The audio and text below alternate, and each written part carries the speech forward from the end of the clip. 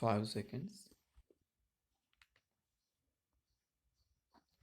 Mr. Speaker, I rise to speak on this bill which seeks to levy a betterment tax.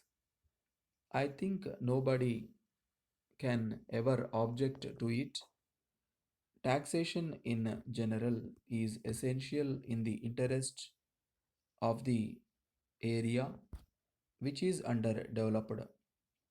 It is the duty of any government to find ways and means for meeting the growing needs of the state. For this purpose, they have to mop up all available resources.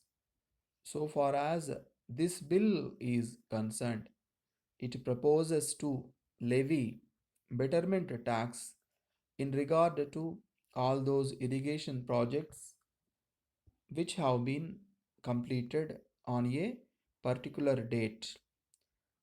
In respect of these projects, it is but natural that the government should consider the imposition of a betterment tax, especially as the value of the lands benefited by such projects would have increased very much.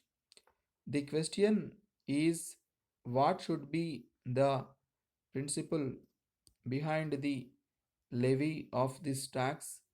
All those who can afford to pay should be taxed from the date on which they began to derive the benefit and should be asked to pay the tax.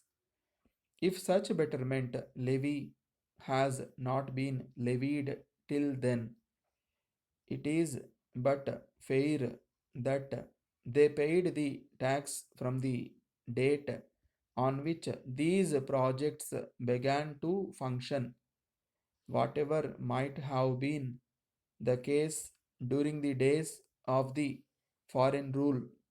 We have to take into consideration the fact that we are in different circumstances now. We are having our own government. All of us believe in a welfare state, and as a matter of fact, we want it.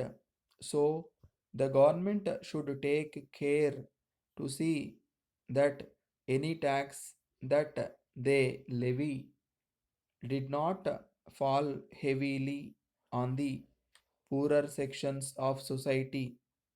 That is very important. The government should levy a uniform rate of tax throughout the state, taking into account the quantum of actual benefits derived by the persons concerned. Water should be taxed only with reference to its utility to the user.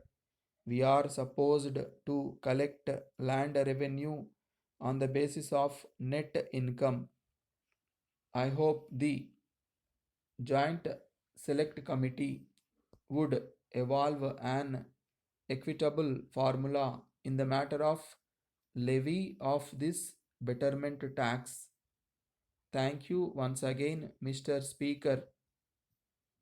Dear sirs, we are in receipt of your inquiry of the second and have pleasure to inform you that we are now in a position to offer you the pumping set required by you in the middle of next month. As you are aware, we have not been able to cope up with the heavy demand for these pump sets.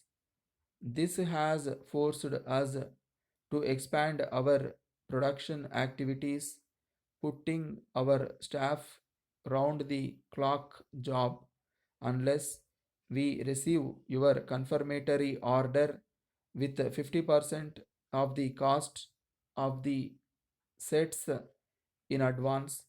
We are afraid it will be difficult for us to reserve your requirement.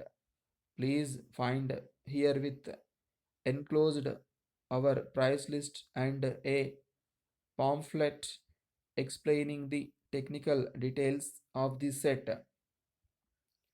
You will notice from our price list compared to other manufacturers, we have fixed a moderate price for the set.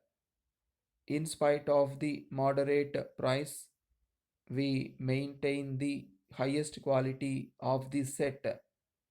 We are today advising our local agent there to contact you at his earliest convenience and explain to you the salient features of our manufacture. If you so desire, he will give a practical demonstration. We feel sure that you will be fully satisfied with the pumping sets. Our terms include 50% of cost with order and balance on delivery. We allow a liberal discount of 5%. We would strongly recommend your going in for these sets, particularly in view of the low cost and their satisfactory performance.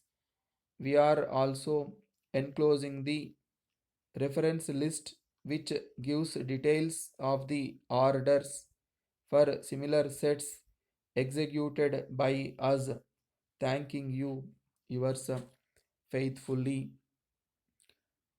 Dear sir, we thank you very much for your letter of 5th April asking us to insert an advertisement of your goods in four of the daily newspapers whose advertising space is controlled by us.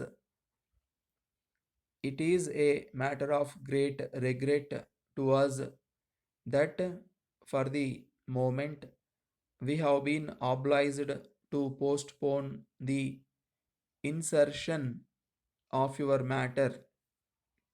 As you will see from the enclosed catalog, our terms are strictly cash in advance.